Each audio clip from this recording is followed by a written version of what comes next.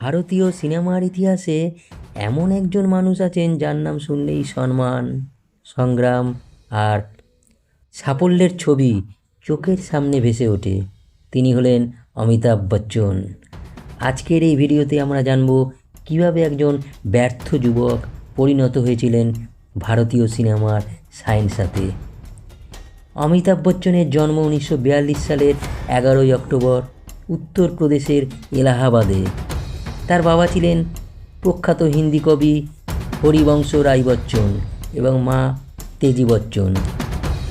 ছোটবেলা থেকেই সাহিত্য ও সাংস্কৃতিক পরিবেশে বড় হয়ে ওঠেন অমিতাভ। তিনি পড়াশোনা করেন এলাহাবাদের শেরউড কলেজ এবং পরে দিল্লি বিশ্ববিদ্যালয়ের কিরোলি মাল কলেজ থেকে গ্র্যাজুয়েশন সম্পূর্ণ করেন। পড়াশোনা শেষে প্রথমে তিনি চাকরি করেন কলকাতার একটি শিপিং কোম্পানিতে, কিন্তু মনের ভেতরে ছিল একটাই প্রশ্ন, একটাই স্বপ্ন, অভিনয়। অমিতাভ বচ্চন যখন বোম্বাই আসেন অভিনেতা হওয়ার জন্য, তখন তার জীবন ছিল চরম সংগ্রামে ভরা। একের পর এক অডিশনে তাকে বাদ দেওয়া হয়, এমনকি অল ইন্ডিয়া রেডিওতেও তার গলার আওয়াজ নাকি ভালো নয় বলে রিজেক্ট করা হয়েছিল। আজ সেই গলার আওয়াজই কোটি মানুষের প্রিয়। 1969 সালে তিনি প্রথম কাজ করেন 7 হিন্দুস্তানি ছবিতে, কিন্তু প্রথম দিকে একের পর এক ফ্লপ ছবির কারণে তাকে বলা হতো ফ্লপ হিরো। অনেকেই ভেবেছিলেন তার কেরিয়ার বুঝি শেষ, কিন্তু ভাগ্য বদলায় 1973 সালে মুক্তিপ্রাপ্ত ছবি জঞ্জিরের মাধ্যমে। এই ছবিতে তার অ্যাংরি ইয়াং ম্যান চরিত্র দর্শকদের মন জয় করে দেয়। এখান থেকেই শুরু হয় অমিতাভ বচ্চনের রাজত্ব।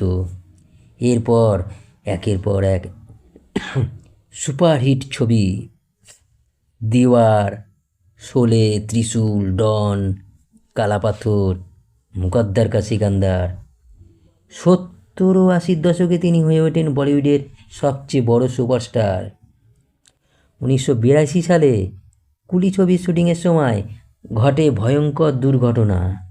মৃত্যুর মুখ থেকে ফিরে আসেন অমিতাভ বচ্চন। গোটা দেশ তার জন্য প্রার্থনা করেছিল।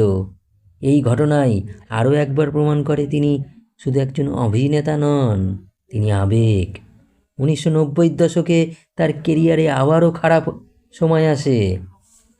ব্যবসায়িক ব্যর্থতা, ঋণের বোঝা, সব মিলিয়ে পরিস্থিতি খুব কঠিন হয়ে পড়ে, কিন্তু তিনি হার মানেননি।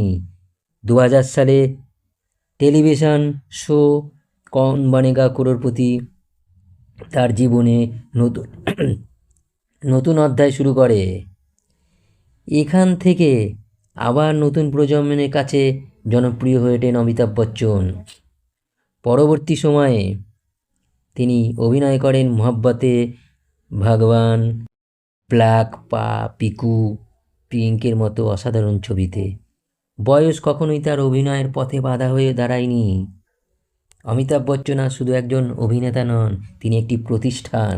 তিনি পেয়েছেন পদ্মশ্রী, পদ্মভূষণ, পদ্মবিভূষণ এবং অসংখ্য জাতীয় ও আন্তর্জাতিক সম্মান। সংগ্রাম, ধৈর্য আর কঠোর পরিশ্রম, এই 3টি শব্দই অমিতাভ বচ্চনের জীবনকে সংজ্ঞায়িত করা যায়।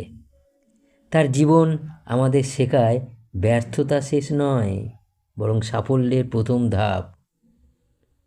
এই ছিল অমিতাভ বচ্চনের অনুপ্রেরণামূলক জীবন কাহিনী। বন্ধুরা, এই ভিডিওটি যদি ভালো লাগে তাহলে অনেক অনেক বন্ধুদের কাছে শেয়ার করবেন, আর এবং এই ধরনের ভিডিও পেতে হলে চ্যানেলটিকে সাবস্ক্রাইব করে পাশে থাকবেন।